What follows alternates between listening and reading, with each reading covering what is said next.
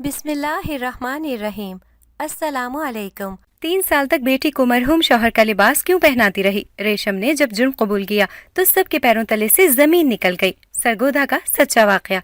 आज फिर हवाओं का रुख कुछ और था और फिर कोई तूफान आने वाला था। जब शौहर ने आवाज लगाई, नौशीन नौशीन, लगता है वो बहुत गुस्से में है और आज तो मुझे नहीं छोड़ेंगे। खैर नहीं है मेरी। मुझे बेहद घबराहट होने लगी थी कि न जाने अब मेरे साथ क्या होने जा रहा था, क्योंकि मैंने उनकी खिलाफ वर्जी जो की थी, उनका हुक्म बजा लाने की जगह तो मैंने वो कर डाला था जिसकी उनको मुझसे बिल्कुल भी उम्मीद नहीं थी। और फिर मैं फौरन ही दौड़ी चली आई। मेरे सर पर घूंघट डला हुआ था और मेरी नजरें और चेहरा जमीन के गिर झुका हुआ था। मैं घूंघट में होने के बावजूद भी अपने शौहर के सामने शर्म के मारे मुंह न उठा सकी। लेकिन जो ही उन्होंने मुझे बाजुओं से पकड़कर जोर से झंझोड़ दिया और कहने लगे, तुम्हारी इतनी मजाल कैसे हुई कि मेरे लाख मना करने के बाद भी तुमने मुझसे इसको छुपाया? कहाँ है वो? कहाँ छुपा रखा है उसको?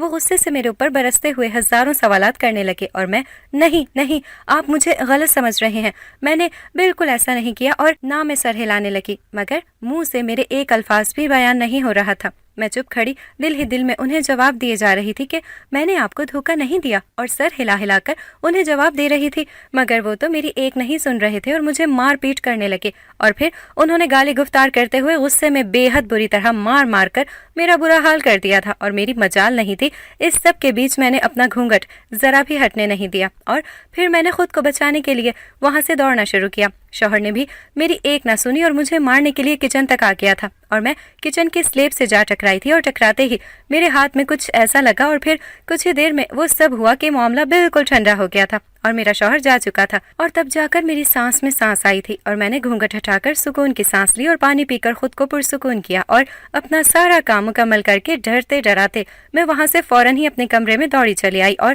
कुछ देर वहीं आराम करने के लिए जरा देर लेट गई थी। और फिर फोन की घंटी की आवाज जैसे ही मेरे कानों में बजी, मैं चौंक कर उठ बैठी। दिल जोर जोर से धड़कने लगा था, मगर जब फोन उठाया तो मुझे तसल्ली सी महसूस हुई और उसकी खैर खैरियत मालूम करने लगी। वो बिल्कुल ठीक है ना? उसे कुछ हुआ तो नहीं? मैं बस सुबह होते ही यहाँ से रवाना होती हूँ और तुम्हें इत्तला करती हूँ। सुबह होते ही नौशीन वहाँ से निकल पड़ी थी और जब नौशीन वापस लौटी तो सब कुछ बदल चुका था और सारे मामलात खत्म हो चुके थे। नौशीन ने यहाँ उस नए शहर में आने के बाद अपना नाम पता सब कुछ बदल दिया था और उसने दूसरी शादी भी कर ली थी। नौशीन अब नौशीन नहीं, यहाँ रेशम बनकर रह रही थी। उसे तमाम जमाने के लोग रेशम कहकर पुकारा करते थे। सरगोधा गाँव में जो कुछ हुआ वो उसका माजी था। ये अपने मुस्तकबिल की शुरुआत करने के लिए एक नए शहर में आकर आबाद हो चुकी थी। उसका शौहर चूड़ियां बेचने का कारोबार करता था और ये सभी चूड़ियां रेशम की होती थीं, इसलिए उस औरत का नाम रेशम पड़ गया था। उसका शौहर बाजार जाकर चूड़ियां बेचा करता था और अक्सर मोहल्ले की कुछ खवातीन भी उसके पास घर आकर रेशम की चूड़ियां खरीदा करती थी और इस तरह उन दोनों मियाँ बीवी का गुजर बसर होता रहा था। और अक्सर एक औरत जो चूड़ियां खरीदने के बहाने रेशम के पास आती थी और उससे मेलजोल करके 2-4 चूड़ियों के सेट खरीद कर ले जाया करती थी। न जाने उन दोनों औरतों के दरमियान क्या गहरा राज छुपा था। रेशम की बेटी अब तक अनजान थी और वो तो दुनिया से ही बिल्कुल बेखबर थी और उसे हमेशा ऐसे माहौल में रखा गया था कि वो खुद नहीं जानती थी कि उसके साथ उसकी सगी माँ क्या कर रही थी, या ये सब उस अनजान औरत का खेल था। मगर वो बेचारी 16 साल सकीना खामोशी से अपनी माँ का हुक्म मान लेती थी और डर खौफ के मारे कभी कोई सवाल तक न करती थी। एक रोज रेशम के घर पर जोर जोर से दस्तक हुई और दरवाजा खुलते ही रेशम घबरा सी गई थी और कुछ लोग फौरन ही घर के अंदर दाखिल हो गए थे और कहने लगे, यहाँ नौशीन रहती है? रेशम ने घबराते हुए कहा, कौन नौशीन? लगता है साहब जी आपको कोई गलत फहमी हुई है। यहाँ तो कोई नौशीन नहीं रहती, यहाँ तो सिर्फ मैं और मेरा शौहर ही रहते हैं। और फिर उन लोगों ने उससे नाम पूछा और उसने बताया कि मेरा नाम रेशम है और मैं और मेरा शौहर चूड़ियों का कारोबार करते हैं, चाहे तो आप मेरे शौहर से मिल सकते हैं। उन्होंने कहा, बुलाएं अपने शौहर को। मैंने आवाज लगाते हुए कहा, फरीद जरा बाहर आए, आपसे कोई मिलने आया है। फरीद फौरन ही बाहर चला आया और उन लोगों ने तो फरीद को देखते ही उससे पूछताछ शुरू कर दी थी, मगर फरीद बेचारा खामोशी से खड़ा रहा और कोई जवाब न दे सका, जिसकी वजह से वो लोग रेशम को घूरने लगे। तो रेशम ने बताया कि उसका शौहर बेजुबान है, वो बोल नहीं सकता और आप उसके इशारों को समझ नहीं सकते। आपको जो कुछ पूछना है आप मुझसे पूछ लें, मैं बताती हूँ। वो लोग सारी मालूमात करके रेशम से वहां से निकल पड़े थे और फिर रेशम ने अपनी बेटी सकीना को फौरन ही गले लगा लिया था और डरते डरते कहने लगी, शाबाश बेटा, तुम्हें बस ऐसे ही छुप कर रहना है और कभी किसी के सामने नहीं आना। और यहाँ से रेशम की जिंदगी का एक नया आगाज हो चुका था कि रेशम की जिंदगी में अब क्या हलचल मचने वाली थी, जो रेशम उसके शौहर और उसकी बेटी को जिंदगी को हिला कर रख देने वाली थी। रेशम उस वक्त तो हौसला करके तसल्ली से सोने चली गई थी और रेशम का शौहर फरीद सवेरे ही बाजार चला गया था और रेशम के घर में खवातीन का आना जाना लगा हुआ था और इसी दौरान फिर से वो अनजान औरत रेशम के घर आई और मुंह छुपाकर हर बार की तरह दरवाजे पर खड़ी कहने लगी, रेशम घर पर है, मुझे चूड़ियां खरीदनी हैं। रेशम ने कहा, हाँ हाँ मैं ही रेशम हूँ, आप अंदर आ जाएं और जो चाहे चूड़ियां खरीद कर ले जाएं। जब जब ये औरत रेशम के दरवाजे पर आती थी और हर बार अनजाना सा रवैया इख्तियार करती थी कि पहली बार रेशम से मिल रही है और जैसे उसे जानती ही नहीं, और फिर यही सब सोचकर छुप के देखते हुए रेशम की बेटी सकीना हैरत ज़दा रह जाती थी। मगर सकीना को अब तक इल्म ना हुआ था कि उसकी माँ और उस औरत के बीच क्या कुछ चल रहा था, और वो लोग हमेशा बाहर से ऐसा रवैया इख्तियार करती थी कि दोनों ही एक दूसरे से पहली बार मिल रही हैं, और अंदर आकर दोनों ही कुछ गपशप करती थी। और जाते वक्त 2-4 चूड़ियों के सेट वो औरत रेशम से ले जाती थी, और इस तरह कई अरसे तक ये सिलसिला जारी रहा। और एक रोज सकीना ने उस औरत के आने से पहले ही होशियारी पकड़ ली थी और छुपकर जब दोनों की बातें सुनने की कोशिश की तो वो इतना ही जान सकी थी कि उस रोज आए उन लोगों के बारे में रेशम उस औरत को बता रही थी। और वो औरत घबराते हुए कहने लगी, इन लोगों ने तुम्हें पहचाना तो नहीं? रेशम ने ना में सर हिलाया और कहा, मैंने उन्हें अपने शौहर फरीद से जो मिलवा दिया था। वो औरत दबे लहजे में हंस पड़ी और कहने लगी, लाओ मुझे देर हो रही है और लाओ मुझे मेरी चूड़ियां दो। रेशम ने मुस्कुराते हुए उसे फिर से 2 सेट चूड़ियों के दिए और वो औरत चली गई थी। और फिर कुछ दिनों बाद रेशम मुसलसल किसी से फोन पर बातें करने लगी थी। सकीना फिर से हैरान थी कि अब माँ कौन सा नया चक्कर चलाने का कर रही है। मगर जब कुछ जमींदार और जागीरदार हमारे घर आए और माँ से मिलने के लिए आकर बैठे तो माँ बहुत खुशी दिखाई दे रही थी और दौड़ी दौड़ी किचन में चली आई और उन खास मेहमानों की खातिरदारी के लिए खूब चाय नाश्ते की तैयारी करने लगी। और फिर रेशम ने उन मेहमानों से मिलवाने के लिए फरीद फरीद की आवाजें लगानी शुरू कर दी थी। कुछ ही देर बाद सामने कमरे का दरवाजा खुला और कमजोर लड़खड़ाता हुआ फरीद बाहर निकला और चला आया और उन मेहमानों के बीच आ बैठा था। रेशम ने उन मेहमानों से अपने शौहर फरीद का खूब तारुफ करवाया और इस बार रेशम ने उन खास मेहमानों को ये बात हरगिज नहीं बताई थी कि फरीद चूड़ियों का कारोबार करते हैं, बल्कि रेशम ने बताया कि उनका ताल्लुक भी सरगोधा गांव से है और वो यहाँ किसी जमीन वगैरह के सिलसिले में यहाँ कुछ वक्त पहले ही शिफ्ट हुए हैं, बल्कि मुनासिब हुआ तो बहुत जल्द वो लोग वापस सरगोधा चले जाएंगे। और फिर उन लोगों ने कुछ कानूनी कागजात पर फरीद के दस्तखत लेने को कहा तो फरीद नजरें चुराते हुए रेशम को देखने लगा और तभी रेशम ने उसे सर हिलाकर हाँ में इशारा किया था और फरीद ने सीधा सीधा अपना नाम लिखकर उन कागजात पर दस्तखत कर दिए थे और फिर वो लोग वहां से चले गए थे। रेशम ने फिर से मुंह बंद रखने के लिए और मेहमानों से छुपे रहने के लिए अपनी बेटी सकीना को गले से लगा लिया था और उसे फिर से शाबाशी देने लगी थी।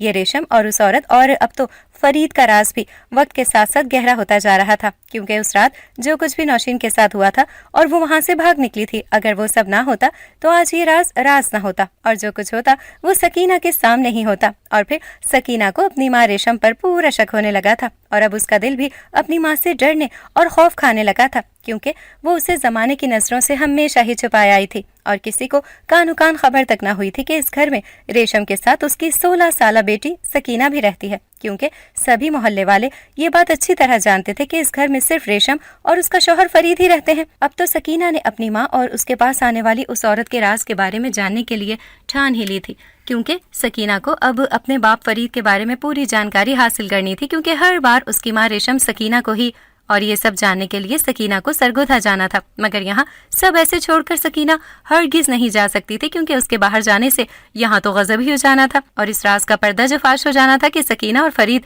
सकीना ने बहाने बहाने से रात सोते वक्त जब रेशम की गोद में सर रखकर कहा, अम्मी अम्मी मुझे डर लगता है जब जब आप मुझसे वो सब करने को कहती हैं, और मैं तो अभी तक जानती भी नहीं कि आप मुझसे वो सब क्यों करवाती हैं, मगर आप पर मुझे पूरा भरोसा है, इसलिए मैं आपके कहने पर हमेशा ही वो सब करती आई। मगर आप मुझे बताते क्यों नहीं कि मेरा सबके सामने आ जाना क्यों मुनासिब नहीं है, और फिर मुझे भी तो और लड़कियों की तरह जीने का पूरा हक है, मगर आपने मुझे यहाँ कैद करके सबकी नजरों से दूर जो रखा है, और तो और मुझे इस माहौल में रखा कि किसी को कानो कान मेरे वजूद की खबर तक ना हुई।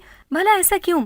मैं अम्मी पर जोर देने लगी थी और मेरी माँ रेशम सिर्फ नम आंखों से मुझे बहलाने लगी और बोली, वक्त आ जाने पर मेरी बच्ची मैं तुझे सब बता दूंगी, बस सब्र कर, थोड़ा वक्त और फिर सब ठीक हो जाएगा।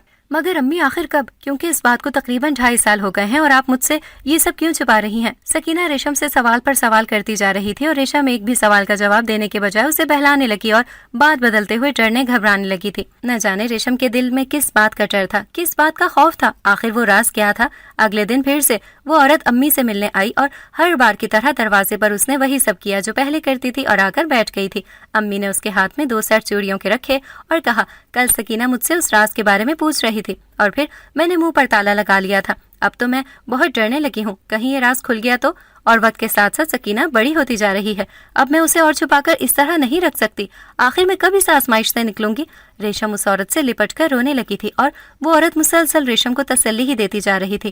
اس عورت کی آنکھوں میں بھی صرف آنسو تھے. وہ بھی ڈری اور سہمی ہوئی. کہنے لگی اگر اس رات وہ سب نہ ہوا ہوتا تو آج سکینہ بھی ہم سب کے بیچ اپنی زندگی کو دل کھول کر جی رہی ہوتی، یا پھر سکینہ ہم سے بہت دور چلی گئی ہوتی. ریشم گھبراتے ہوئے کہنے لگی. سکینہ کے دل میں ایک عجیب کشمکش چل رہی تھی. ان دونوں عورتوں کے درمیان آخر ایسا کیا رشتہ تھا اور سکینہ کو ان دونوں نے کیوں چھپا کر رکھا تھا؟ اور سب سے زیادہ حیرت انگیز بات یہ تھی کہ آخر وہ کون سی رات تھی جس کا ذکر یہ دونوں ہی ہمیشہ کرتی آئی تھی، اور اس رات آخر ایسا کیا گناہ ہو گیا تھا؟ سکینہ کے ہاتھ سے معاملہ نکلتا ہی جا رہا تھا اور کچھ دنوں بعد وہ لوگ پھر سے آ کر ہمارا دروازہ پیٹنے لگے تھے. تب میں اور امی چونک کر فوراً ہی اٹھ بیٹھے تھے. نہ جانے اتنی صبح صبح کون آ گیا ہوگا. لیکن جیسے ہی امی نے دروازہ کھولا تو وہ آنکھیں پھاڑ کر دیکھنے لگی تھی کہ یہ لوگ پوچھ تاچھ کے لیے پھر سے آ گئے تھے، اور پھر سے وہ لوگ کسی نوشین نامی عورت کے بارے میں پوچھ تاچھ کرنے لگے تھے. اور جب انہوں نے ماں کو کہا کہ اپنے شوہر کو بلاؤ، اس بار ماں نے بہانہ کر دیا تھا کہ وہ اس وقت گھر پر نہیں ہیں، کچھ دنوں کے لیے شہر سے باہر گئے ہیں، وہ جیسے ہی واپس آئیں گے ہم آپ کو خود اطلاع کر دیں گے. وہ لوگ فوراً ہی وہاں سے نکل پڑے تھے، مگر سکینہ کا دل اب اور انتظار نہیں کر سکتا تھا اور وہ وہاں سے فوراً ہی نکل پڑی تھی اور چادر میں خود کو چھپا کر گھر سے باہر آئی اور ان لوگوں کا پیچھا کرنے لگی. گھر سے کافی دور کے فاصلے پر سکینہ نے آوازیں لگائیں اور کہا سنیں آپ لوگ میری بات سنیں. وہ لوگ رک کر پیچھے مڑے تو سکینہ نے اپنا چہرہ جھٹ سے چھپا لیا اور کہنے لگی میں نے سنا ہے آپ لوگ پچھلے کچھ دنوں سے کسی نوشین نامی عورت کا پیچھا کر رہے ہیں. وہ لوگ ایک دم ہی بولے ہاں، مگر آپ کون ہیں؟ وہ کہنے لگی میں اسی محلے کی عورت ہوں، آپ مجھے تھوڑی تفصیل بتائیں تو شاید میں آپ کی کوئی مدد کر سکوں. وہ کہنے لگے ہم نوشین نامی ایک مجرم کی تلاش میں ہیں. وہ کیس سالوں سے بند تھا، اسے پھر سے کھول دیا گیا ہے اور نوشین نامی اس عورت نے ایک بہت ہی بڑا جرم کیا تھا. ہمیں اس بات کی تہہ تک جانا ہے اور اسے فوراً ہی پکڑنا ہے اور کڑی سے کڑی سزا دلوانی ہے. وہ لوگ جب نوشین کی تصویر دکھا کر سکینہ سے کہنے لگے یہ ہے وہ عورت، آپ جانتی ہیں اسے؟ سکینہ تو تصویر دیکھتے ہی چونک پڑی تھی کیونکہ وہ نوشین تو سکینہ کا دل دھک سے رہ گیا تھا، اور جب سے سکینہ نے نوشین کی تصویر دیکھی تھی اس کی تو روح ہی کانپ گئی تھی اور وہ سوچ میں پڑ گئی تھی اسے سرگودھا کیسے جانا ہوگا. اور یہ پھر اب ایک ہی راستہ ہے کہ جس سے یہ راز بآسانی کھل سکتا تھا، مگر یہ سب اتنا آسان نہ تھا جتنا سکینہ سوچ رہی تھی. نوشین سالوں سے منہ چھپائے نام بدل کر اس شہر میں آ گئی تھی اور اب اس کے راز سے پردہ ہٹانا اتنا آسان نہ تھا. مگر سکینہ اب یہ بوجھ دل پر لیے اور ان سب میں ریشم کا ساتھ نہیں دے سکتی تھی، کیونکہ اسے پورا یقین ہو گیا تھا کہ ریشم کے دل میں ضرور کوئی چور ہے. جبھی وہ اپنے مرحوم شوہر کے کپڑے پہنا کر اپنی بیٹی کو اس طرح 3 سال سے مسلسل رکھے ہوئے تھی. آخر اس راز سے پردہ اٹھنے کا وقت آ ہی گیا تھا اور ریشم اور نوشین کا یہ کھیل اب اختتام پذیر ہونے کو تھا. سکینہ نے ایک روز اپنا سارا سامان سمیٹا اور چھپ چھپا کر سویرے ہی گھر سے باہر نکل گئی تھی اور وہ گھر میں بغیر کسی کو اطلاع کیے سرگودھا گاؤں کے لیے نکل پڑی تھی. اور راستے بھر اس کے دماغ میں یہ ساری باتیں چل رہی تھیں کہ نوشین اور ریشم کہیں ایک تو نہیں، کہیں اس کی ماں نے ہی تو وہ جرم نہیں کیا، کیونکہ وہ ہمیشہ مجھے ایک مقصد سے استعمال کرتی رہی اور اب سرگودھا کا سفر ختم ہو گیا تھا اور سکینہ سیدھا اپنے اس پتے کے مطابق اپنے گاؤں کی طرف چل پڑی تھی جہاں اس کی ماں ریشم کی ساری کہانی چھپی تھی اور سارے علاقے میں محلے میں اس نے ریشم نامی عورت کے بارے میں معلومات کر لی تھی، مگر کہیں سے بھی کوئی پتہ نہ چلا تھا. اور جب سکینہ نے وہ تصویر محلے کے 2-4 گھروں میں دکھائی اور پوچھ تاچھ کی تو اس کے پیروں تلے سے زمین ہی نکل گئی تھی. اس عورت کی وہ تصویر جو اس نے ان پولیس والوں سے لی تھی، وہ اس کے گھر میں اکثر معلومات کرنے آتے تھے اور نوشین کا نام لیتے تھے، اور واقعی یہاں لوگ اس تصویر والی عورت کو نوشین کہہ کر پکارتے تھے. اور اس کی کہانی یہاں رہنے والی ایک بوڑھی عورت نے بتائی جو نوشین کی تصویر ہاتھ میں لیے سکینہ کو گھر گھر پھرتا دیکھ کر اسے اپنے ساتھ وہ بوڑھی عورت گھر لے آئی تھی اور کہنے لگی بچی یہاں بیٹھ جا، ذرا کچھ دیر آرام کر، سکون کی سانس لے، بہت دور سے آئی ہے، تو تھک گئی ہوگی، میں تیرے لیے پہلے کھانے کا انتظام کرتی ہوں، پیٹ بھر کے کھانا کھا، پھر آرام سے تسلی سے ہم ساری بات کریں گے. مجھے اس بوڑھی عورت سے مل کر بہت خوشی ہوئی تھی. یہ میری سگی نہ ہوتے ہوئے بھی میری سگی ہی محسوس ہو رہی تھی. ان کے ساتھ میں نے بیٹھ کر کھانا کھایا اور سکون کی سانس لی، اور پھر میں نے چائے بنائی اور ان کو بھی پلائی اور خود بھی پی. ان کے ساتھ بات چیت کر کے مجھے بہت ہی اپناپن محسوس ہونے لگا تھا. پھر اچانک ہی وہ میرے پاس آئیں اور میرے چہرے پر ہاتھ پھیرتے ہوئے کہنے لگیں بالکل اپنے باپ پر گئی ہے، اس کا چہرہ اور فرید کا چہرہ بالکل ہو ایک ہی ہے، اگر تجھے داڑھی مونچھ لگا دوں تو کوئی نہیں جان سکتا کہ تو کون ہے. ان کی باتیں سن کر میں چونک پڑی تھی کہ یہ سب بھلا یہ کیا کہہ رہی ہیں، اور پھر میں اپنے ابو جیسی، مطلب اب میری سمجھ میں کچھ آنے لگا تھا. مجھ سے اب اور انتظار نہیں ہو رہا تھا. میں نے فوراً ہی گھبراتے ہوئے کہا آپ جانتے ہیں میرے ابو اور امی کو، آپ بتائیں پلیز، مجھے ان کی کہانی سننی ہے، ابھی جاننا ہے. وہ عورت روتے ہوئے کہنے لگی نوشین میری اکلوتی اولاد تھی اور اس کا باپ ظالم اور جلاد تھا.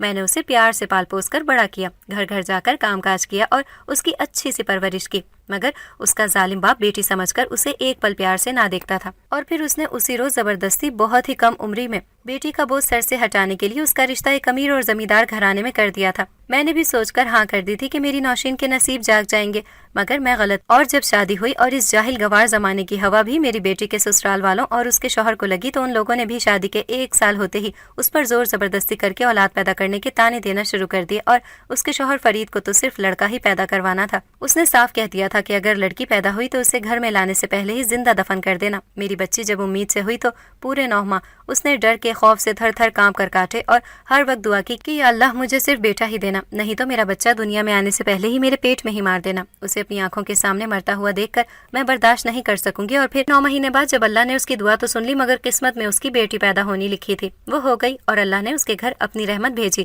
مگر ظالم گھر والوں کے ڈر اور خوف سے میری بچی نوشین چیختی چلاتی رہی اور بچی کو گود میں لیے کہنے لگی، میں اسے مرنے نہیں دوں گی اور ہمیشہ اسے سینے سے لگا کر رکھنا چاہتی ہوں۔ میں اس کی ماں ہوں، یہ میری اولاد ہے۔ مگر اس نے اپنے شوہر فرید کے ڈر سے وہ بچی اپنی بہن ریشم کو دے دی تھی اور خود افسردہ ہسپتال سے واپس سسرال چلی گئی اور کہنے لگی اس کا بچہ مرا ہوا پیدا ہوا تھا۔ کچھ دنوں تک تو وہ روتی رہی، چیختی چلاتی رہی اور اپنی بیٹی کی محبت میں اسے ایک نظر دیکھنے کے لیے تڑپتی رہی، مگر وہ چھپ چھپ کر میرے پاس گھر آتی تھی اور ریشم کی گود میں اپنی بچی کو دیکھ کر بہت ہی خوش ہو جاتی تھی۔ اور پھر ایک رات غضب ہو گیا جب تمہارے باپ فرید کو ہسپتال والوں سے علم ہوا کہ اس کے گھر لڑکی پیدا ہوئی تھی، اس کا بچہ مرا ہوا نہیں ہوا تھا۔ جب اس فرید نے تمہاری ماں نوشین کو فوراً ہی بلایا اور اس پر ظلم کے پہاڑ توڑ ڈالے اور اسے خوب مارا پیٹا اور اس بچے کے بارے میں پوچھتا رہا، مگر نوشین نے کوئی پتہ نہیں دیا اور اس بچے کے بارے میں کچھ نہیں بتایا کہ وہ کہاں ہے، کس کے پاس ہے، کہاں اسے چھپا کر رکھا ہے، کیونکہ اس وقت فرید کی آنکھوں میں خون اترا ہوا تھا اور جہالت کی انتہا اور نشے میں دھت فرید نے خوب مار پیٹائی کر کے نوشین کو زخمی کر دیا تھا، اور نوشین پھر بھی اپنا منہ کھولنے کے لیے تیار نہ تھی۔ اور پھر فرید مارتا پیٹتا ہوا نوشین کو کچن میں آ گیا تھا، اور پھر وہ حادثہ جس نے ریشم اور نوشین اور سکینہ کی زندگی میں سب کچھ بدل کر رکھ دیا تھا۔ پھر وہ طوفان آیا اور وہ بجلی کڑکی کے سبھی لرز اٹھے تھے۔ وہ بوڑھی عورت جو مجھے فرید اور نوشین میرے ہی ماں باپ کی کہانی سنا رہی تھی، ان کی روتے روتے ہچکیاں بن گئیں۔ وہ عورت اور کوئی نہیں، میری ہی نانی ماں تھی۔ میں نے کچھ دیر انہیں بٹھایا، پانی پلایا اور تسلی دی، اور پھر انہوں نے جو کچھ مجھے بتایا میرے اوپر تو قیامت ہی ٹوٹ پڑی تھی۔ خود کو بچانے کے لیے میری ماں نوشین نے ہاتھ میں اس وقت کچن میں رکھی چھری ہاتھ آ گئی تھی، اور ان کے دماغ میں خیال آیا کہ یہ وہ باپ ہے جو اپنی ہی بیٹی کو زندہ دفن کرنا چاہتا تھا، اور یہ سب دماغ میں رکھتے ہوئے غصے میں خود کو بچاتے ہوئے نوشین نے وہ چھری اپنے شوہر پر چلا دی تھی اور فرید کا قتل کر دیا تھا۔ اور پھر جب وہ ہوش میں آئی تو فرید وہیں گر کر ڈھیر ہو چکا تھا اور وہ فوراً ہی تڑپ تڑپ کر مر گیا تھا۔ فرید کو اس حالت میں زمین پر پڑا دیکھ کر وہ تو کانپ اٹھی تھی، اور پھر اس نے خود کو ہوش میں لا کر سب کچھ سنبھالا اور رات بھر کسی کو کانو کان خبر تک نہ لگنے دی، اور صبح ہونے سے پہلے ہی وہ اسے وہیں گھر کے پچھلے حصے میں دفنا کر وہاں سے ہمیشہ کے لیے بھاگ نکلی تھی۔ اور پھر تمہاری ماں ریشم بن کر اس نئے شہر میں چلی آئی، اور وہاں تم جانتی ہو جو کچھ تمہارے ساتھ ہوا بیٹا۔ یہ تھی تمہارے باپ فرید اور نوشین کی کہانی۔ میں نے سوالیہ نظروں سے نانی ماں کو دیکھتے ہوئے کہا، اس وقت ریشم خالہ اور میرا کیا ہوا؟ اور وہ تصویر تو اس عورت کی ہے جو ہمارے گھر آتی تھی، اور میری ماں کا نام تو ریشم ہے، پھر یہ سب کیا تھا؟ اور میں نے ابھی آدھا سچ اور جانا تھا جو نانی ماں نے مجھے ریشم خالہ اور نوشین ماں کی قسم کی وجہ سے مجھے اب تک نہیں بتایا تھا۔ میں سرگودھا سے واپس ہی اپنی ماں کے پاس آئی اور غصے سے کہا، کون ہو آپ جو ریشم نام لیے برسوں سے میری ماں بنی بیٹھی ہو؟ اور وہ عورت کون ہے جس کا نام نوشین ہے جو میرے باپ فرید کی قاتل ہے؟ اور میں سکینہ جسے آپ ہمیشہ فرید اپنے مرحوم شوہر کا لباس 3 سال سے پہناتی آئیں، اور مجھے میری حقیقت سے چھپا کر میرا حلیہ بدل کر مجھے میرا ہی باپ فرید بنا کر دنیا کے سامنے رکھا۔ یہ سن کر ہی وہاں پیچھے سے آئی وہ عورت جو اپنا گھونگھٹ اٹھا کر کہنے لگی، میں بتاتی ہوں سچ، میں ہی نوشین تمہاری اصلی ماں ہوں، اور مجھے تم سے اتنے سال اس لیے دور رہنا پڑا کیونکہ تمہارے باپ کے گھر والوں کو تمہارے باپ کے قتل کی خبر لگ چکی تھی۔ انہوں نے مجھے زندہ نہیں چھوڑنا تھا اور ساتھ میں وہ بھی تمہیں مار ڈالتے، اس لیے میرے اوپر تمہارے باپ کے قتل کا الزام تھا، اور مجھے وہاں سے بھاگنا پڑا اور تمہیں اپنی خالہ ریشم کے ساتھ یہاں بھیجا، اور اس نے ہی تمہیں ماں باپ بن کر پالا پوسا، اور جب کوئی پوچھ تاچھ کے لیے آتا تو وہ تمہیں فرید بن کر سب کے سامنے پیش کرتی اور تمہیں بے زبان بتاتی کہ تمہاری آواز سے کسی کو شک نہ ہو، اور یہ اس نے تمہارے باپ کے نام اس کے حصے کی جو بھی زمینیں تھیں وہ حاصل کرنے کے لیے کیا، تمہیں فرید بنا کر رکھا کیونکہ اگر تمہارے باپ کے گھر والوں کو تمہارے زندہ ہونے کی خبر لگتی تو تمہیں مار ڈالتے اور تمہارے باپ کا حصہ دولت سب ہڑپ لیتے۔ اس لیے میں نے اور ریشم نے دنیا کے سامنے یہ کھیل کھیلا، اور آج ہم اپنا جرم قبول کرتے ہیں، مگر بات ابھی ختم نہیں ہوئی، اس سے پہلے اور کچھ سکینہ کہہ پاتی۔ پیچھے سے وہی پولیس والے آ چکے تھے اور وہ نوشین اور ریشم کی ساری باتیں سن چکے تھے اور نوشین کو گرفتار کرتے ہوئے لے جانے لگے، اور فرید کے قتل کا الزام اب بھی نوشین کے سر تھا، اور نوشین چپ چاپ نظریں جھکائے اپنا جرم قبول کر کے پولیس کے ہمراہ جانے ہی لگی تھی کہ پیچھے سے ریشم کی خالہ نے جو ہی آواز لگائی کہ ٹھہر جاؤ، سچ ابھی باقی ہے۔ سب نے فوراً ہی حیرت سے پیچھے مڑ کر دیکھا اور میں نے بھی چونکتے ہوئے ریشم خالہ پر نظریں گھمائی اور رونے لگی۔ تب امی نوشین اسے بار بار منع کرتی رہی مگر انہوں نے ایک نہ سنی اور پولیس کو سچ بتا ہی دیا۔ فرید کی اصلی قاتل نوشین اس کی بیوی نہیں، میں ہوں۔ سب کے ہی یہ سن کر پیروں تلے زمین ہی نکل گئی تھی، آسمان ہی ٹوٹ پڑا تھا جب پتہ چلا کہ اس رات کا خلاصہ کچھ ایسا تھا کہ نوشین ڈرتے گھبراتے جب اس کے شوہر کو اس بات کی خبر لگی کہ اس کی بیٹی زندہ ہے جو پیدا ہوتے ہی نوشین نے چھپا دی تھی، تو تب نوشین گھبرا کر فوراً ہی اپنے میکے چلی آئی تھی اور ریشم سے کہنے لگی میں وہاں نہیں جاؤں گی، مجھ میں اتنی ہمت نہیں کہ میں ظالم اور جابر اس انسان فرید کا سامنا کر سکوں۔ جب نڈر اور بہادر ریشم اٹھی اور نوشین بن کر اس کا لباس پہن کر گھونگھٹ ڈالے فرید کے گھر چلی گئی تھی، مگر اسے نہیں خبر تھی کہ غصے اور جنون میں ظلم برداشت کرنے کے بعد وہ فرید کو مار ڈالے گی، اور پھر ریشم نے ہی نوشین بن کر فرید پر چھری چلا کر اسے مار ڈالا تھا، کیونکہ اس وقت ڈر کے مارے وہ بھی ہوش کھو بیٹھی تھی۔ اور اس طرح ریشم نے سب کے سامنے اپنا جرم قبول کیا اور پولیس اسے گرفتار کر کے وہاں سے لے گئی تھی، اور میں اور امی نوشین ہمیشہ ہی ریشم خالہ کے اس احسان کو نہ بھول سکی کہ انہوں نے ہمارے لیے اتنی بڑی قربانی دی اور خود جیل چلی گئیں اور مجھے میرے باپ کے حصے کی ساری زمینیں مل گئی تھیں۔ اگر آپ کو ہماری آج کی کہانی پسند آئی ہے تو اسے لائک کریں، شیئر کریں اور چینل کو سبسکرائب کرنا مت بھولیے گا تاکہ آپ کو ہر نئی آنے والی ویڈیو کا نوٹیفیکیشن بر وقت ملتا رہے۔